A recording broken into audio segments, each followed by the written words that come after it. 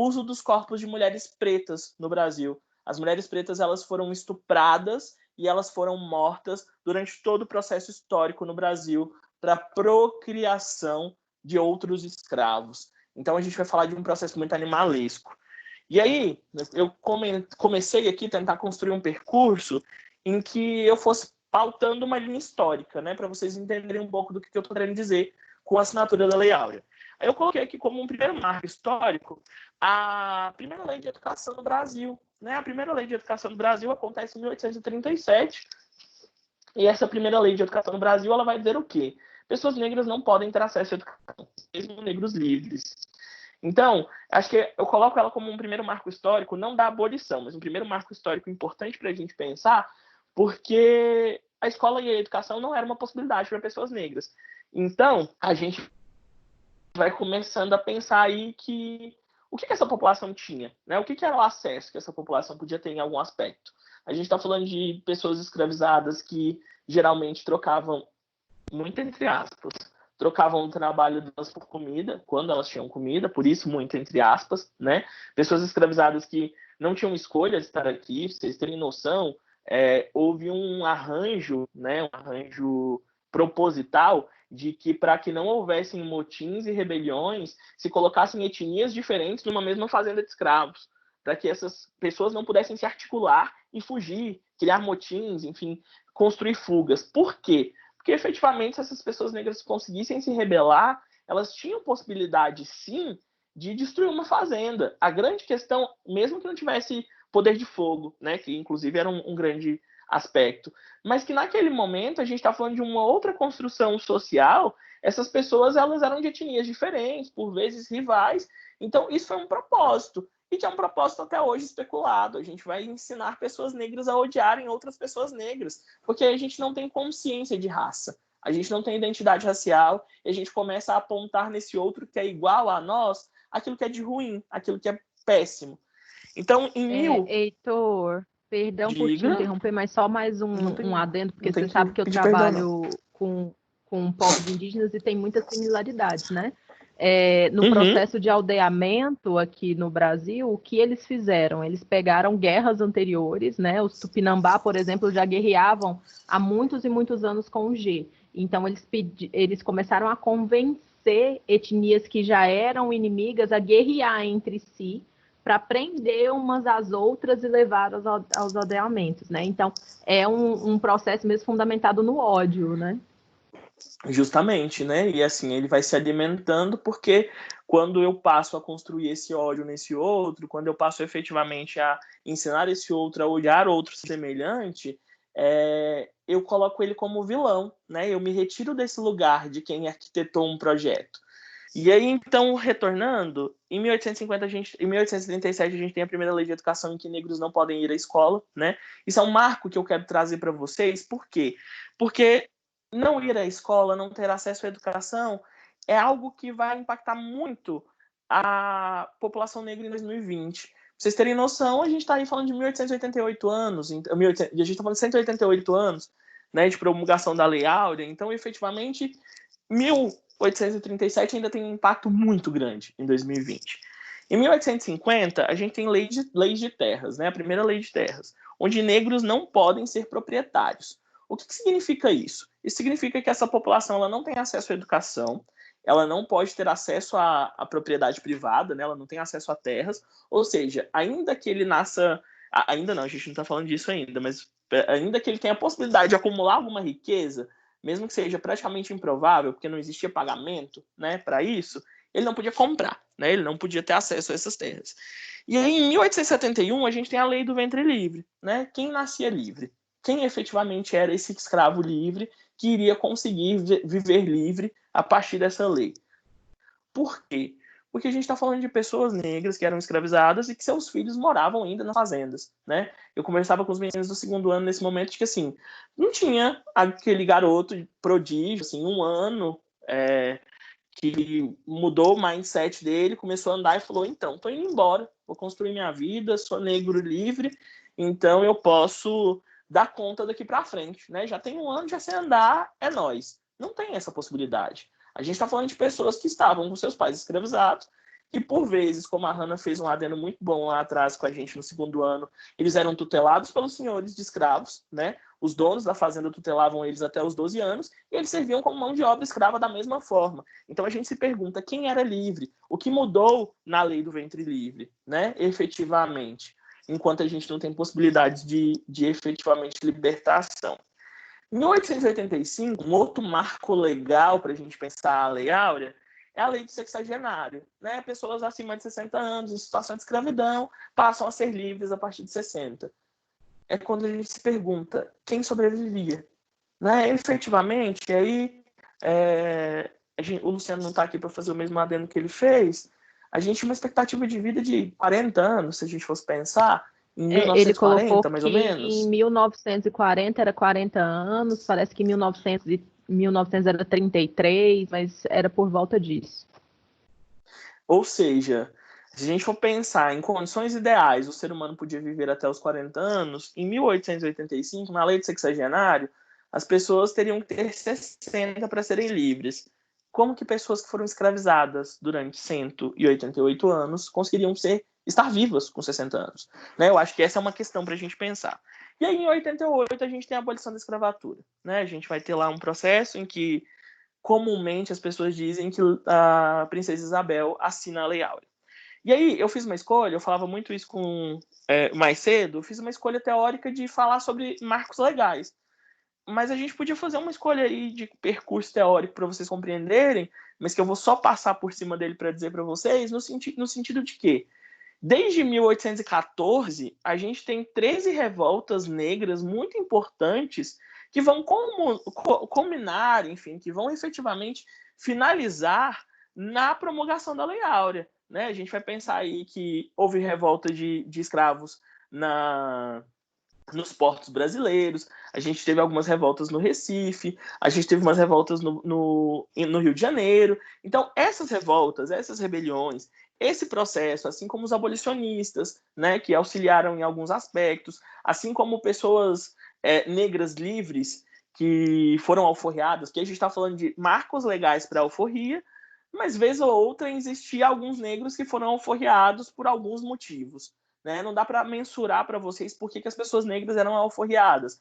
Mas a gente pode pensar, por exemplo, a história da Chica da Silva, né? Que teve a exploração sexual do seu corpo, de sua vivência, e que ganha, então, dentro dessa lógica, né? De uma exploração de si mesma, né? Do seu corpo, da sua existência, a partir de um homem branco que, em tese, se apaixonou por ela, ela ganha a alforria e ela vai, então, tentar viver como nobre. Existiam casos, né? Existiam alguns aspectos. Era muito raro, mas existia. Então, algumas pessoas, alguns negros livres, foram fundamentais para a gente ter processos de fugas de escravos para os quilombos, para que efetivamente a gente conseguisse construir resistência. Tem uma história, eu não vou lembrar o nome para vocês em específico, de um homem negro que foi advogado e ele conseguiu, ainda sem poder estudar, ele conseguiu estudar e ele libertava muitos escravos, estima-se que libertou em torno de 580 escravos, né, conseguiu a alforria. Então, houve resistências que culminaram na assinatura da Lei Áurea para que a gente compreenda que não foi a princesa Isabel que, num ato de bondade, benevolência, virou e falou, nossa, acho que essas pessoas estão sofrendo, então vamos libertá-los. Não é desse lugar. Quando a gente vai pensar a Lei Áurea, tem alguns aspectos que precisam ser elencados e que eu acho que é de fundamental importância. Existia uma pressão política para que isso acontecesse. O Brasil foi o último país na América a libertar negros, né, escravizados. Isso significa que dentro de uma política econômica o Brasil estava atrás. Dentro da lógica mundial, o Brasil continuava utilizando mão de obra escrava. Ou seja, não foi somente uma questão de precisamos libertar escravos. Pelo contrário, a gente tem uma pressão política para que o Brasil se torne uma potência, para que o Brasil evolua, para que efetivamente a gente consiga construir aí uma guinada de evolução, né, de crescimento, de desenvolvimento cultural mundial, a nível mundial para o Brasil. Ou seja, para que haja desenvolvimento mundial, aliás, para que haja desenvolvimento do país num círculo mundial, a gente precisa fazer o quê? A gente precisa libertar escravos. Por que libertar escravos? Não é porque a gente tem dó deles, não é para que a gente olhe para essas pessoas e pense, precisamos tê-los livres porque a escravidão não pega bem. Não, é mais do que isso.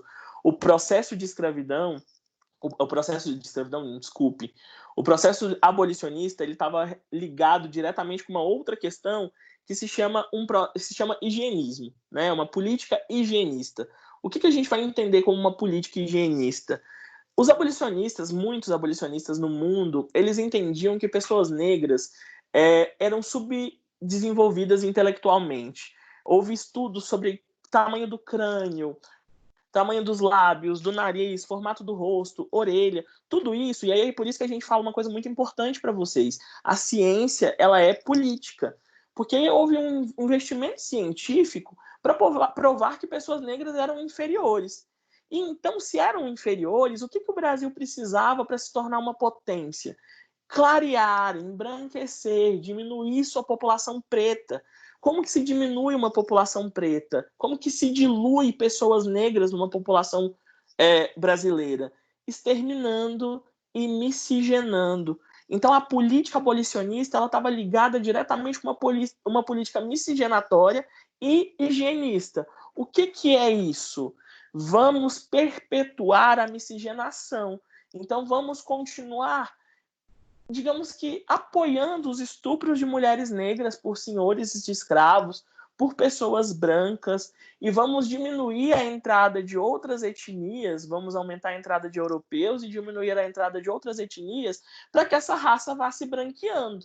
Existia um abolicionista, eu não vou lembrar o nome dele agora, posso trazer referências para você depois, que tinha um plano que em 4 gerações a gente conseguiria branquear a população brasileira. Isso significa que, miscigenando uma escrava com um homem branco, posteriormente, esses filhos somente com pessoas brancas, e esses filhos desses filhos somente com pessoas brancas, nós teríamos uma população branca, sem contar o extermínio no nível de matança mesmo dessa população. Por que no nível de matança? Porque se a gente vai pensar que lá atrás houve uma política em que essas pessoas não podiam estudar, o trabalho delas era escravo, não tinha rentabilidade, não tinha retorno financeiro, não houve política reparatória em 1888 para escravos, houve para senhores de escravos. Muitos senhores de escravos ganharam terras porque libertaram escravos. Mas para os escravos, não. Escravos é uma palavra muito ruim, gente, desculpa. Para as pessoas escravizadas, não houve nenhuma política reparatória. Isso significa que os meus antepassados, os meus mais velhos, foram pessoas que efetivamente estiveram à mercê do Estado. E aí a gente vai entender que depois a gente tem uma queda da monarquia, né? Mas assim, então a política do Estado. Por quê?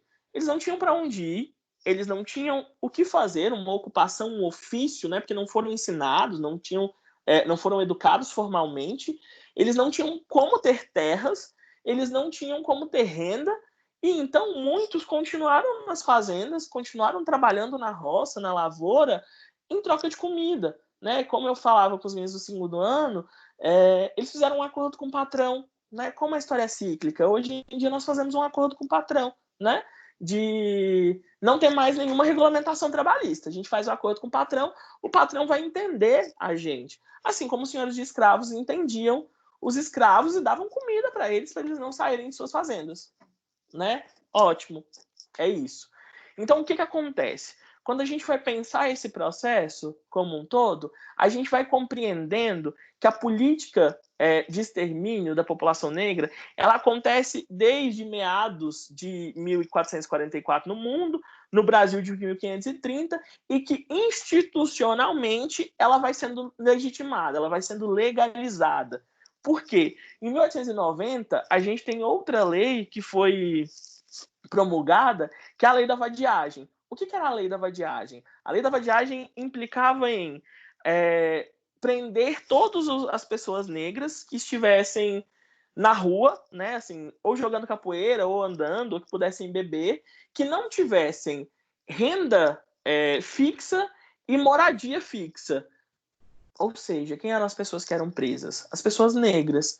Então, nesse processo, e aí cabe ressaltar uma coisa muito importante, por que a capoeira foi considerada proibida, né? Por que a capoeira era considerada vadiagem e ela foi considerada um crime? A capoeira é uma dança e uma luta, uma arte marcial, digamos assim, enfim, é uma expressão cultural da população negra que a população branca, a coroa portuguesa não tinha noção de como que era. e que então essas pessoas podiam se defender. Por isso ela é um crime, né? Por isso que ela é considerada criminosa. Qualquer possibilidade de defesa desse outro que vinha açoitar, que vinha exterminar, era considerado uma afronta, né? Então, por esse motivo, nós temos aí também a lei da vadiagem, porque a lei da vadiagem ia prender pessoas negras. Nesse sentido, eu me recordo em específico de uma outra questão, que é o seguinte: quando a gente tem uma população negra livre, que essa população negra não tem direito à escolaridade, ela não tem uma reparação histórica, ela não pode ter terras, ela não pode estudar e ela não pode ter renda, porque ela não tem um ofício, essas pessoas elas começam a ocupar o que a gente hoje chama de marginal, né? Ocupar esse lugar. Como assim ocupar esse lugar? Essas pessoas negras foram colocadas à margem das cidades. A gente começa a pensar uma organização arquitetônica que se dá no extermínio. Elas foram para as margens porque a gente queria um progresso das cidades, nas grandes urbanizações, e pessoas negras manchavam isso, que é a possibilidade do Brasil se tornar uma grande Europa. Que essa era uma política econômica, essa era uma intenção política, que o Brasil se tornasse análogo à Europa. Logo, pessoas negras não podiam estar sendo vistas. Por isso a gente tem a construção de favelas, periferias, todo esse processo, porque não houve planejamento urbano, porque não houve planejamento de existência, né? O extermínio ele é progressivo. Então, por que eu vou trazendo esses dados para vocês? Por que eu acho que é importante pensar esse processo de preâmbulo da Lei Áurea, né? Essa questão anterior, e o que estava acontecendo simultaneamente, e esse primeiro tempo pós-Lei Áurea, né, pós-abolição da escravatura. Porque esse processo de negação da escolaridade, de negação de terras, de negação efetiva de uma humanização, ele tem impacto até hoje, né? Ele resvala no que a gente vivencia hoje. Os impactos da... 5 minutos? Jeová que olha. 10h30, porque aí eu pensei o seguinte: você poderia ficar com a gente até 10h50 e nós encerramos, que aí você vai para sua videoconferência. Web. Beleza, então tá bom. Então por que eu fiz esse preâmbulo para vocês? Por que eu tentei contextualizar para vocês essas questões? Porque isso impacta até hoje no que a gente vai pensar na política racial no Brasil, no racismo estrutural que a gente vivencia. Por quê? 2018, que foi um ano em que, em tese, a economia estava um pouco mais estabilizada no Brasil, eu não acho que estava, mas vamos dizer aí que estava, eu não sou economista, mas segundo dados, né, a política econômica estava um pouco mais estabilizada, nós tínhamos 12 milhões de pessoas desempregadas no Brasil. 8 milhões dessas eram pessoas negras. A nossa população carcerária no Brasil hoje é composta em 78% de pessoas negras. O índice de menores salários no Brasil hoje, em torno de 25% dos menores salários do Brasil, eles têm cor e gênero, são mulheres negras. O índice de pessoas que mais morrem no Brasil entre 18 e 25 anos são homens negros. A expectativa de extermínio da juventude negra diz que a cada 10 jovens negros entre 18 e 23 anos, 7 irão morrer. Atlas da Violência de 2017 traz esse dado, é muito importante. Isso significa que uma política higienista, uma política abolicionista que tinha como condição extermínio, porque aí a gente tem isso que se chama de democracia racial, somos todos iguais, logo não há racismo, ele foi se perpetuando ao longo da história para que as pessoas negras fossem exterminadas e o Brasil em algum momento fosse branqueado. Então nós temos políticas branqueadoras em todos os nossos aspectos. Nós temos políticas branqueadoras quando a gente vai entender que os cargos de menor importância, que os cargos não menor importância no nível de essencialidade, mas menor importância no nível de condições dignas de sobrevivência e de trabalho e de reconhecimento, são cargos ocupados por pessoas negras. Eu comentava com os meninos do segundo ano, eu e o Luciano, em tese, somos as pessoas que ocupam algum grau de poder dentro do Senai enquanto pessoas negras.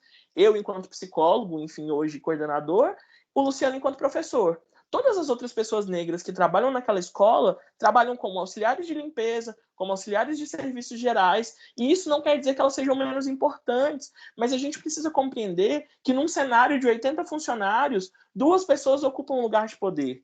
Né? Quando a gente vai pensar, por exemplo, a política brasileira, a política efetivamente partidária, os nossos representantes políticos, de forma geral, são brancos. As pessoas que nos representam enquanto literatura, em geral, são brancas. Nós não lemos pessoas negras, nós não estudamos pessoas negras, nós não vivenciamos e conhecemos o que é a história da África. Por quê? Nós temos uma grande lógica que se perpetua na história de que o lado vencedor sempre é contador de histórias. Aquele que é o dominador conta a história, dita como a história vai ser construída, e a partir disso a gente vai tendo todos os desdobramentos disso. Vale a leitura, porque vocês estão no terceiro ano, na verdade não é a leitura, é escuta, visualização de um vídeo que se chama O Perigo da História Única, Chimamanda, procurem no YouTube, é muito legal. Acho que é importante para vocês entenderem algumas coisas. Quando eu estou dizendo de estudo, de como os impactos da Lei Áurea eles estão até hoje no racismo institucional, é porque quando a gente não deu condições de estudo, condições de trabalho, reparação histórica, nós precisamos então lutar pela nossa existência. E lutar pela nossa existência enquanto pessoas negras é muito complexo no Brasil. É muito complexo porque o racismo é um crime perfeito. Quando a gente tem lá no Gilberto Freire, Casa Grande Senzala, um lixo Gilberto Freire, mas o texto é muito importante porque é o primeiro texto que vai falar sobre população negra, a gente vai ver então que Gilberto Freire constrói o mito da democracia racial para dizer que não existe racismo. Logo, as pessoas... Isso aí, esse livro é importante ler, eu acho que é um livro importante. Ele é péssimo? Ele é péssimo. Mas ele é importante porque ele vai falar sobre como o mito da democracia racial se constrói.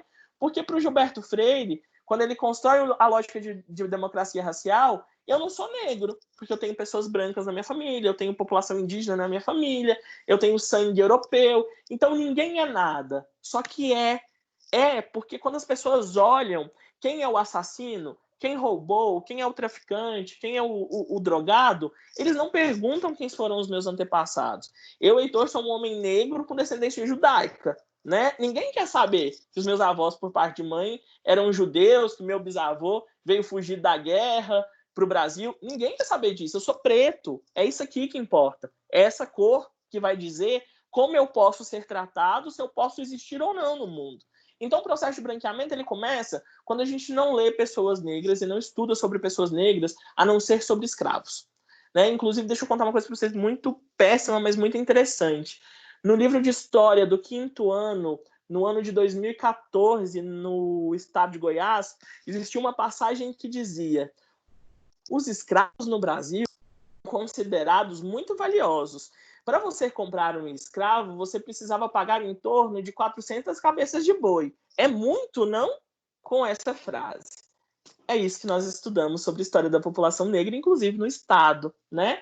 Eu lembro que eu fiz uma denúncia, eu estudava livros didáticos na época e tal, resvelou em algumas coisas, mas vamos lá, a gente é subrepresentado na literatura, a gente é subrepresentado na política, a gente é subrepresentado nos espaços de poder, a gente é subrepresentado nas universidades.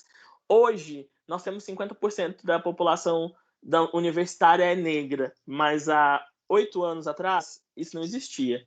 A gente teve que precisar construir uma lei de cotas para ensinar para as pessoas que quando a gente tem uma negação histórica de educação, e quando a gente vivencia racismo institucional todos os dias, quando as pessoas acham que por sermos negros não seremos nada na vida, as condições históricas de educação elas são desiguais, e que então precisamos tratar desiguais a partir desse tratamento desigual.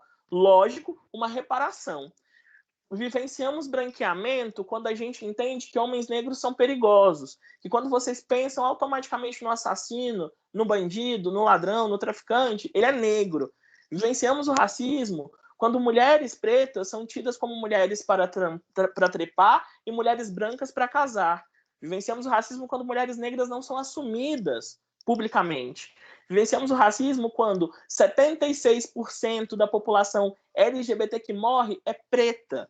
Vivenciamos o racismo quando as mulheres pretas são as maiores vítimas de violência doméstica no Brasil. Vivenciamos o racismo quando todos os dias os cabelos de vocês, meninas negras, são ditos como ruim, quando vocês precisam alisar, quando vocês precisam fazer química. Vivenciamos isso quando todas as blogueiras, há 5 anos atrás, enfiavam quilos de maquiagem na cara para fazer contorno, porque o nariz tinha que ser fino, porque aqui tinha que ser fino, porque aqui tinha que ser menor. Nós negamos os nossos traços porque fomos ensinados que somos feios, porque fomos ensinados que somos ruins, porque a nossa estética é ruim, porque a nossa religião é ruim, porque tudo que remete à pessoa negra é ruim. Ou seja, como uma pergunta que foi feita pelo 2º ano. Então, a Lei Áurea não adiantou em nada? Não sei. Acho que a Lei Áurea ela institucionaliza uma coisa que aconteceria de qualquer forma. Houve uma pressão política para isso acontecer. O que a gente discute, que a gente não comemora a Lei Áurea, é porque ela não alforriou pessoas negras. Nós ainda somos mortos, nós ainda não temos condições de trabalho, nós ainda precisamos explicar o óbvio e ser chamados de vitimistas, de dizer que nós somos mimizentos, de dizer que nós somos acomodados, quando a gente explica que, por exemplo, uma pessoa hoje, em 2020, que tem avós e bisavós que tiveram um curso superior, são privilegiadas. E que aí não é que a gente está dizendo que pessoas brancas não tenham que ter acesso, porque pessoas brancas também são pobres. O que a gente está querendo dizer é que quando uma pessoa branca pobre, uma pessoa preta pobre vão procurar emprego, em geral a estética aceita é a da pessoa branca. Que quando uma pessoa preta pobre, uma pessoa branca pobre é acusada de cometer um crime, aquele que vai ser visto como o suspeito é sempre a pessoa negra. E aí o grande problema, quando a gente vai pensar a Lei Áurea e como ela é um mito, é porque a gente vai construir uma lógica de racismo que é um crime perfeito. O que acontece? Quando eu digo que sofri um racismo, eu sou questionado pelo crime que só eu sei o que é. Quando eu digo que sofro racismo, ele é considerado como um crime que não acontece, eu estou sendo vitimista. E aí pega-se aqueles únicos casos na vida de que, mas fulano chegou na universidade e ele não precisou de cotas, porque a prima de fulana, ela passou no concurso público, porque o Joaquim Barbosa está no STF. Foda-se, o Joaquim Barbosa é um. Nós somos 64% da população brasileira. Isso significa que, então, porque 64% da população brasileira, ou seja, nós temos 170 milhões de brasileiros, eu não sei fazer conta, vocês sabem que eu sou de humanas, mas enfim, mais da metade da população. Já são 210 milhões. Nossa, eu ainda estou na Copa de 2014, então, 170 milhões de corações brasileiros querendo chegar, mas enfim. Então, se a gente tem mais da metade da população que é negra, mas a gente tem um único ministro que é negro, nossa, vocês não podem reclamar. Vocês não têm o que reclamar, vocês tiveram acesso, né? Nós tanto tivemos acesso que Marielle Franco foi assassinada, porque era uma mulher preta, periférica, que ousou não poder ficar calada. Nós não temos acesso. A Lei Áurea é uma farsa quando a gente percebe que nos deram liberdade para sermos mortos. A liberdade foi importante? Sim, mas ela aconteceria de qualquer maneira. Não foi a Princesa Isabel que assinou. E, infelizmente, o Estado, como uma política de extermínio, que eu estudo um autor que vai falar sobre necropolítica, quem deve morrer, determinou que nossos corpos negros devem morrer. Então, eu fico pensando, até que ponto a gente realmente teve uma lei de libertação de pessoas negras? Até que ponto nós tivemos condições de vida pós-libertação de escravos? Vivenciamos e resistimos. Sobrevivemos diariamente. E aí, assim, um desabafo para vocês. O meu trabalho, ele é questionado porque eu sou chato? Sou chato, eu sei que eu sou. Mas o meu trabalho também é questionado porque eu sou preto. O meu trabalho, por vezes, é questionado por vários alunos e eu posso ser exposto em vários lugares, não só porque eles não gostam do meu trabalho, mas porque a gente aprendeu a não gostar de pessoas negras. Nós aprendemos que pessoas negras não são boas e isso é inconsciente. Isso é inconsciente quando você esconde sua bolsa porque chegou um cara que está passando de short tactel, uma Kenner no pé, sem camisa e ele é preto. Né? Você esconde a sua bolsa, você muda o trajeto, você muda a calçada. Né? Então, assim, para muitas pessoas, o Heitor ser o psicólogo da escola, e eu não estou dizendo só sobre vocês ou sobre isso em específico, mas de forma geral, o Heitor ser um psicólogo é um absurdo. Né? Eu nunca me esqueço quando eu vou, então, fazer uma entrevista de emprego e eu sou confundido com o cara que vai prestar o emprego de assistente administrativo. E o cara que vai tentar o emprego de assistente administrativo, ele teve ensino médio. Eu sou formado, pós-graduado, mestre, e é um absurdo para a recrutadora que eu, um homem negro de 27 anos, seja mestre em educação, pleiteando um doutorado, porque não é isso. Não funciona assim. Você está saindo do script, você não pode ser esse cara, você não pode estar nesse lugar. Então, quais são as estratégias? As estratégias são branqueadoras, elas são as estratégias de nos eliminar dos lugares. Por isso eu acho que a Lei Áurea é um lugar e um momento da gente refletir e não da gente comemorar. A gente comemora em 20 de novembro, Dia da Consciência Negra, quando a gente vai lá dizer dos nossos e aproveitar para relembrar a nossa luta histórica. Hoje a gente reflete quais os impactos que a Lei Áurea tiveram nas nossas vidas e como o Estado perpetua uma lei de escravidão quando ele continua nos colocando nos lugares de menor acesso, menor remuneração, de maior morte, e quando ele continua achando que nós, pessoas negras, somos os eleitos a serem mortos. Eu acho que isso diz muito sobre a nossa população, isso diz muito sobre o nosso modo de funcionar, isso diz muito sobre várias coisas, e eu acho que é isso. Já excedi meu tempo. Obrigada, Heitor, pela fala. Eu queria pedir para os alunos que puderem abrir o microfone e vamos bater palma para o Heitor agradecendo essa participação dele hoje, tá? Vamos lá.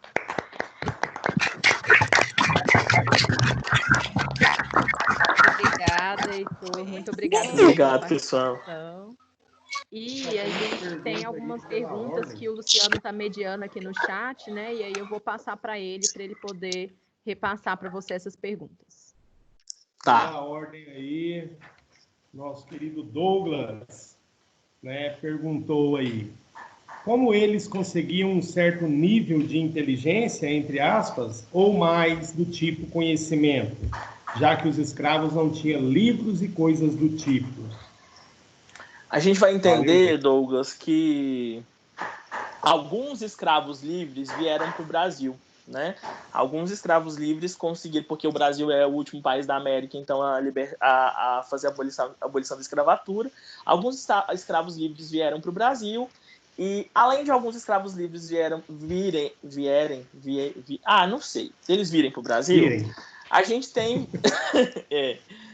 a gente tem uma questão que é o seguinte: existiam pessoas brancas naquele momento, né, que não necessariamente vivenciavam a escravidão da mesma forma que outras, né? A gente sempre tem que entender que há pessoas e pessoas. Então, muitos escravos foram alfabetizados pela igreja, porque a igreja, embora detentora da maior quantidade de escravos que existiu em algumas regiões do país, e inclusive ser a grande responsável pela escravidão, dizendo que pessoas negras não têm alma, vamos lá pegar mito da maldição de Kant, que vocês vão entender um pouquinho isso. Então, algumas pessoas eram escolarizadas, né? Alguns negros eram escolarizados, em geral negros de pele menos retinta, ou seja, pessoas com um tom de pele mais claro, e que em alguns aspectos eles podiam, dentro do que se considerava inteligência, ser escolarizados. Fora do país, a gente teve pessoas que conseguiram acessar a universidade. No Brasil não era possível acessar a universidade. Então, por exemplo, o caso de um advogado negro que libertou muitos escravos, ele vem da coroa portuguesa. Lá ele era um escravo que foi escolarizado por um padre jesuíta. E aí, então, ele consegue chegar à universidade e por isso ele chega no Brasil, né? Vamos entender um pouco nesse sentido. Mas, em geral, a escolarização se dava nesse processo. Alguns senhores de escravos escolarizavam alguns escravos, eles tinham acesso, inclusive teve um grande professor que era negro, que veio de fora do país e tentou escolarizar outras pessoas negras. Inclusive tem alguns trâmites, eu posso tentar mandar para vocês, de uma solicitação de negros livres de participarem dessa escola, mas não podia, porque existia uma lei que negava a educação. Então, de forma geral, existiram pessoas que foram escolarizadas por incentivo de senhores de escravos. Aí, assim, é aquela coisa, eu posso te escolarizar, porque você é quase da família, mas eu continuo te deixando um negro sem alforria, né? Que remonta à nossa lógica da empregada doméstica. Você é quase da família, mas se você ficar na sua casa para cuidar dos seus filhos, ou porque o Covid está acontecendo, como que eu vou sobreviver? A minha casa precisa ser limpa, eu preciso trabalhar, né? Então, aconteceram alguns casos. Eles são pontuais, eles são bem menores, mas alguns negros escolarizados diziam respeito a algumas fazendas que criavam escolas, né? Porque, em geral, a gente vai pensar a educação naquele processo como um incentivo da fazenda, né? Em geral, alguns senhores pegavam lá algumas pessoas brancas, os filhos dos parentes pagavam alguma professora, e aí, muito interessante pensar por que a maioria das professoras são mulheres no ensino básico, porque era a única profissão que uma mulher podia fazer em conluio com o trabalho doméstico, e por ser mulher ela podia receber menos dinheiro, porque na verdade quem tinha que tomar conta da economia de casa era o marido, então esse dinheiro não era importante. Por isso, uma sub-remuneração na educação e uma grande porcentagem de mulheres, né? Se você é dona de casa e professora, você consegue conciliar as duas coisas. Por isso, podia ter mulheres na educação. Do contrário, não. Moral, né? A única profissão vista como moral, porque ela podia ser muito vigiada, né? A gente tem contrato de professoras até a década de 30, falando que elas tinham que ir acompanhadas do irmão ou do pai, né? Um fechamento da própria sexualidade feminina daquilo dali, né? Vamos ressaltar que em 42, no estado do Paraná, as mulheres não podiam receber, professoras não podiam receber o salário delas, quem recebia era o esposo. Se elas não fossem casadas, elas não podiam ser contratadas. Mas então é isso, Douglas, é um pouco desse processo.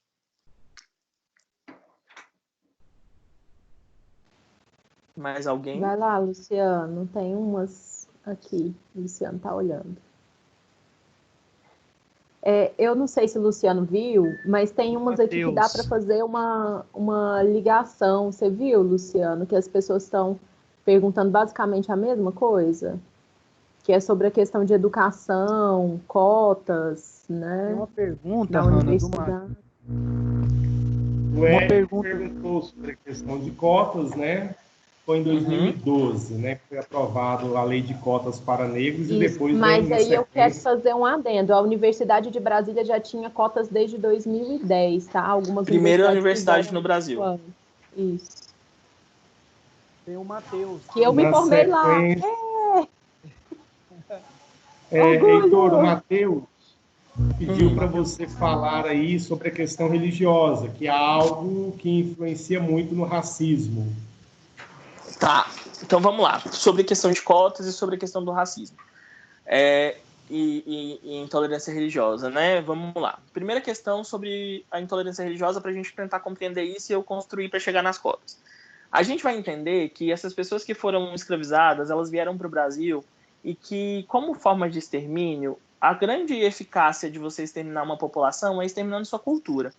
Então, quando você tira aspectos culturais de uma população, quando você não permite que ela vivencie culturalmente a sua identidade, você vai matando simbolicamente essas pessoas, elas vão ficando mais domináveis. Então, no Brasil, essas pessoas que vieram de África, né, que foram escravizadas, elas tinham divindades, que a gente chama de orixás. Ao contrário do que acontece hoje no Candomblé e na Umbanda, não era uma questão de cultuamos todos os orixás. Os orixás eram divindades que estavam relacionadas a etnias e a especificidades geográficas na África. Então, tribos diferentes, populações diferentes, etnias diferentes, cultivavam orixás diferentes. Quando elas chegam no Brasil, não só para que elas não pudessem se organizar, elas foram colocadas com etnias diferentes, que historicamente eram rivais, mas foi proibido que elas tivessem qualquer culto, né, qualquer manifestação religiosa às suas divindades. Por isso a Igreja Católica chama... Aliás, então isso foi proibido, era crime que elas cultuassem suas divindades. Então a gente chama de sincretismo religioso o que acontece quando essas pessoas elas pegam suas divindades, seus orixás, e começam a fazer referências a eles dentro de uma cultura branca europeia católica. O que significa isso? Há uma subversão dos nomes e das identidades dos orixás com santos religiosos católicos. Então, Santa Bárbara virou Iansã, Nossa Senhora dos Navegantes virou Iemanjá, São Sebastião virou... Aliás, Xangô virou São Sebastião, Ogum virou São Jorge, e aí por diante. E como a gente tinha etnias diferentes convivendo no mesmo local, essas etnias começaram a cultuar todos esses orixás, e a gente começa então a entender que Candomblé é uma religião de matriz africana por ser cultuadas por negros. Só que tudo que é negro é tido como ruim, como péssimo. Então, dentro de uma lógica na qual essas pessoas cultuavam o que se chamava de demônios e que isso era proibido, nós temos na construção religiosa do Brasil um processo de intolerância religiosa. Por quê? Porque, então, tudo que é negro vai ser considerado ruim. Logo, a gente criminaliza as religiões de matriz africana. Então, quando se tem após a Lei Áurea, e efetivamente as pessoas que estão os escravos estão, digamos assim, livres e eles podem cultuar as suas entidades, a gente começa a ter uma grande força-tarefa para fechar os terreiros de Candomblé, para quebrar terreiros. Essa é a vivência de quem vive num terreiro de Candomblé ou de Umbanda. Eles sempre são saqueados, invadidos, enfim, destruídos. Por quê? Porque se historicamente o negro é ruim, e historicamente tudo que ele produz é ruim, a sua religião também é ruim. E aí tem um dado, que aí eu vou me alongar muito para falar, mas eu vou tentar rapidinho, só para vocês entenderem, que quando a coroa portuguesa vai colonizar, ela começa a entender, ela chega num lugar em específico onde existe um culto a Exu. Exu não é um orixá, mas ele é uma divindade. A representação de Exu para essa etnia, ela tinha um modo de representação que, para os portugueses, ficou parecendo que era o diabo. Logo, a gente diaboliza a religião do negro a partir disso, e então coloca os cultos das religiões de matriz africana como um culto ao diabo. Quando, na verdade, se a gente for parar para pensar em específico, e a gente for muito responsável com as nossas atitudes e falas, né? Quando a gente não é hipócrita, quando a gente não é aquele sujeito responsável ocasional, a gente entende que a cultura africana, ela se dá numa lógica politeísta. É uma mitologia politeísta, assim como a mitologia grega. Isso significa que não há nenhuma possibilidade de entender as religiões africanas a partir de um viés cristão que é monoteísta, um único Deus. Então, não existe nenhuma referência entre divindades africanas com demônio. Para as religiões de matriz africana, não existe demônio. Então, o que acontece? É racismo, é intolerância religiosa. É, mais uma vez, uma afirmação de que as pessoas negras elas são ruins. Então, a gente vai destruir tudo que é delas. Porque se a gente vai ter minimamente um pouquinho de coerência, a gente vai entender que, assim como pode existir Thor, ou então na mitologia... Gente, desculpa, eu só lembrei do Thor. Mas então na mitologia grega, Afrodite, Zeus, essa galera aí que se produz nesse lugar, historicamente também pode ter uma mitologia africana. Só que, como é uma mitologia formada por pessoas negras, a gente vai dizer que é ruim, que é pesado. E aí, só para fazer um lugar para chegar onde eu preciso, o que acontece? A Igreja Católica vai pegar lá no Antigo Testamento a maldição dos filhos de Cã, dizendo que esses filhos de Cã, então, são pessoas negras que foram habitando a África. Isso significa que, então, a igreja usa esse recurso para dizer que todas as pessoas negras que vieram da África sofreram essa maldição, logo elas não têm alma, logo elas podem ser escravizadas, logo a gente constrói o processo de racismo institucionalizado no Brasil e de escravidão. Isso perpetua toda a nossa vivência e a gente chega, então, na Lei de Cotas de 2012. Por que a Lei de Cotas de 2012 ela existe? Porque se lá atrás os negros não puderam estudar, não houve reparação histórica econômica, política, não houve acesso a educação e nem a trabalho formal, coisas do tipo, chega em 2012 e a gente vai perceber, por exemplo, em Salvador, que tem 98% da sua população negra, que na universidade, essa mesma população negra era representada em 6%. Isso significa que, por que em Salvador, que a maioria da população é negra, somente 6% da população universitária é negra e 94% é branca? Não faz sentido. Tem alguma coisa aí. E aí, quando a gente vai pensar os processos históricos de racismo institucional, a gente vai entender que as pessoas negras elas sofrem racismo diariamente, elas são desacreditadas diariamente, elas não são lidas, elas não são representadas, e isso impacta diretamente em como elas constroem uma relação de educação. O que eu sempre digo é, a escola é racista. As pessoas negras que estão me ouvindo sabem o quanto nós vivenciamos no ensino fundamental e no ensino médio racismo, até hoje, muito, latente. Não que em outros lugares a gente não vivencie, mas se vivencia racismo muito grande nas escolas. Então, isso fez com que a gente começasse a entender. A população negra já entendia isso há muito tempo, mas a gente teve que lutar para que entendesse que não bastava só que a gente pegasse e terminasse o ensino médio a duras penas. A gente precisava entrar na universidade, porque as mesmas populações que estavam na universidade eram historicamente as mesmas de muitos anos atrás. Vide Marina Rui Barbosa, que é descendente de um Rui Barbosa, e que, se a gente for pensar, os grandes políticos brasileiros são os descendentes dos donos das capitanias hereditárias. Ou seja, não houve alternância de poder, não houve reparação histórica e, mais do que isso, não houve mobilidade social.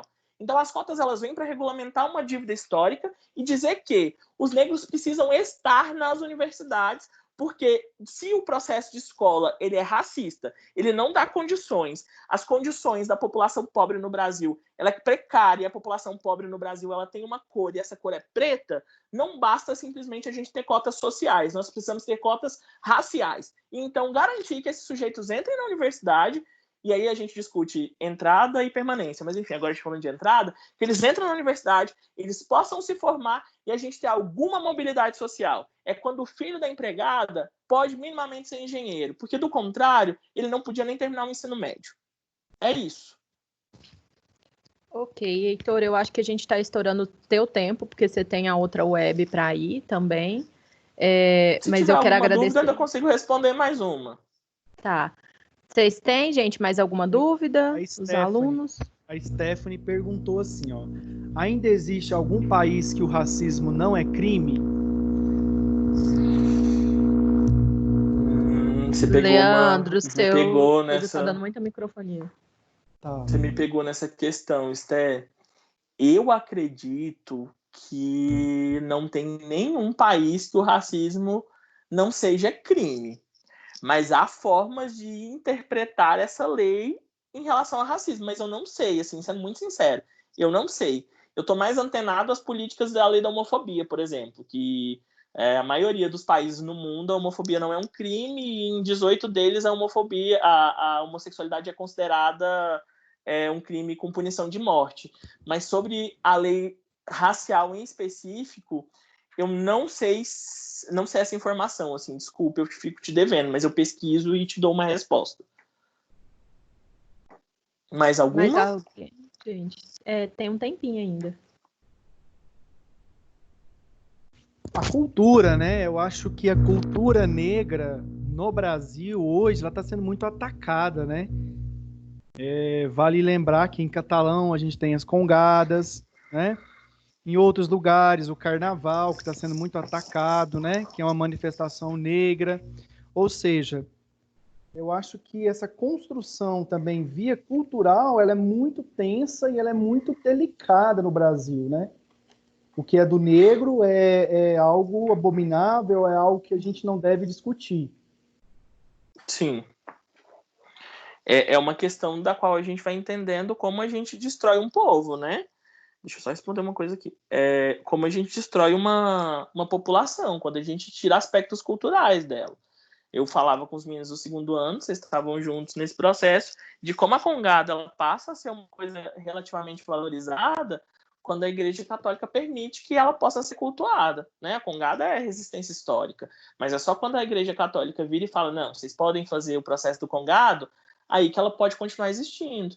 Não é à toa que quando você tem alguma relação de um terno de Congo com a Umbanda ou o Candomblé, que a maioria tem, mas em tese não pode ter, a Igreja Católica começa a dar seus pitacos, ela começa a fazer ali seus movimentos de que alguns ternos não podem entrar na igreja que estiver com guia no pescoço, os dançarinos do terno. Então tem todo esse processo aí. E a gente precisa lembrar que em Catalão tem uma outra questão muito importante. A adesão da população branca às congadas é um dos fatores que mais faz com que ela exista, né? Afinal, o que tem de menina branca que vai colocar trancinha no cabelo perto do congado para falar sou bandeirinha, não está escrito, né? Então, assim, a adesão da população branca, ela é efetivamente um ato de resistência. Aliás, ela é efetivamente uma coisa que garante ainda uma existência da congada, embora a congada seja uma resistência da população negra. Não estou dizendo que pessoas brancas não possam ir para o congado, tá? Só estou querendo dizer que como é a falsa simetria, né? Quando a gente vê uma menina negra de cabelo de trancinha, ela é ruim, o cabelo dela é ruim, ela é feia, cabelo péssimo, fede, como que você lava isso? Quando a gente vê uma menina branca com essas mesmas trancinhas, ai que lindo, né? Ela é cult, ela é despojada, ela é hipster, né? Não, por favor. Mas é isso. Mais alguma? Tem uma, mas essa eu vou deixar você começar. Talvez eu termine ela, porque você tem mais só uns 3 minutinhos. Tá lá, o racismo é utilizado para representar a discriminação do negro. Outros grupos discriminados também podem utilizar esse termo?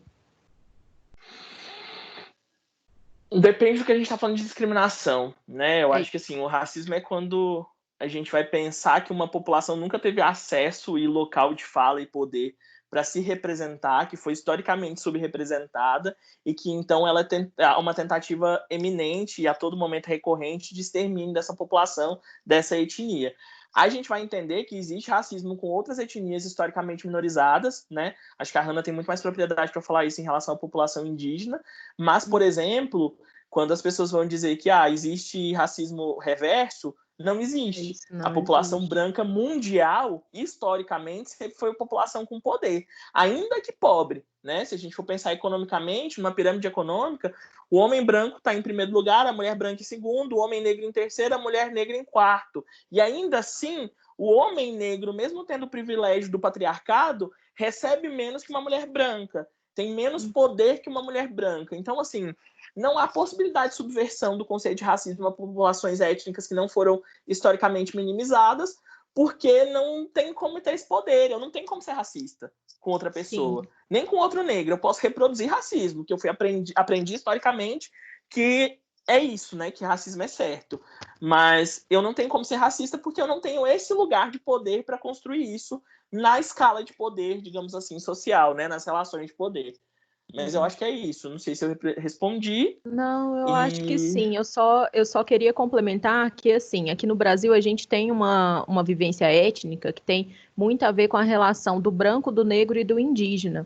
Mas em outros países nós temos outras convivências étnicas, por exemplo, com asiáticos, né? E sim, pode acontecer racismo com asiáticos, pode acontecer racismo com os asiáticos marrons, que a gente chama, né? Que é o pessoal da Tailândia, da Índia, né?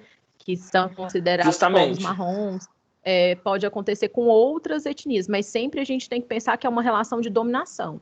Então, o racismo ele sempre vai ter a ver com a dominação de um povo sobre o outro, e sempre quem vai sofrer racismo é o povo dominado, né? Aí, só uma questão importante, que assim, no nosso contexto é isso, né, povos indígenas, negros e brancos, mas que quando a gente vai pensar, por exemplo, nos Estados Unidos, inclusive a perpetuação do racismo lá, a gente não só tem um racismo com pessoas negras, que é histórico, e lá que se constrói de uma maneira um pouco diferente, né, aqui tá com um fenótipo, cor de pele, por isso as cotas, né, lá é a única gota de sangue, ou seja, se você lá tem um negro na família, você é negro. uma pessoa negra ou latina, né? Porque eu tenho pessoas negras na família, então eu sofreria racismo. E aí nos Estados Unidos a gente tem uma configuração racial um pouco diferente, por quê? Porque a gente vai entender que lá existe um racismo com as pessoas latinas, né? Latino é todo esse sujeito que está dentro da lógica não branca. Então, o racismo lá também é muito forte com os latinos. Nós, nos Estados Unidos, eu não, né? Eu sou preto em todo lugar. Sim. Mas vocês que se consideram brancos no Brasil, ou não pretos, né? Vocês são latinos em qualquer parte da Europa. Tem uma cena maravilhosa de Bacurau, é isso que eu ia falar, né? Aquela cena maravilhosa. Bacurau fantástico, que lembra aquelas duas pessoas brancas sulistas, que elas não são brancas, elas são latinas, né? Super legal, vale a pena a visualização. Mais alguma coisa, gente? Acho que já vou. Aqui só falar dos Estados Unidos mesmo, que é um dos países do mundo, se não o país do mundo, com mais índice de racismo. E é tão controverso porque dentre as maiores, digamos assim, pessoas que se destacaram na história do país, tipo Martin Luther King, Barack Obama, dentre diversas outras pessoas, até mesmo atores, tipo, vamos pegar o Will Smith, Morgan Freeman, são várias pessoas, assim, com nome e são de pele negra. Então, eu acho, assim, a sociedade nossa é muito controversa nesse quesito. É aquele rolê assim, né, João? Alguns podem acessar e estejam, assim, se contentem com esses que acessaram, sabe? Assim, Barack Obama foi presidente, galera, não existe racismo, né? Assim, pra que vocês estão reclamando? Tinha um preto lá e tal. E aí, assim, inclusive a gente tem que entender como o Barack Obama e a família dele sofrem muito nesse processo, porque ainda que eles sejam muito branqueados, né, e tenham se embranquecido para chegar até lá, a gente tem uma resistência muito grande da população em relação a isso. Mas é isso, João. A gente tem uma contradição gigantesca no nível de, assim, eu falava isso com os meus segundo ano, mas eu acho que com vocês isso é mais fácil ainda de ser dito. É o que eu falava sobre os corpos negros. Há um imaginário social que todo homem preto tem um pau gigante, né? Isso é muito fetichizado. Isso é muito agradável na questão do fetiche, porque, nossa, negão, não sei o quê. Mas ninguém quer namorar esse cara. As mulheres negras são mais fogosas, elas têm corpão, peitão, bundão, mas ninguém quer namorar essa mulher. Ela não é assumida. Esse cara não é assumido. Ele é objeto de fetiche, e aí a gente objetifica. Logo, ele é um objeto, né? Então, assim, é muito essa lógica que acontece, né? Quando a gente vai pensar isso. E aí, quando você fala sobre isso, João, acho que vale muito a pena dar uma olhada numa fala da Viola Davis quando ela vai ganhar o Nobel, quando ela vai ganhar o Oscar, que ela vai dizer sobre a linha que separa mulheres negras.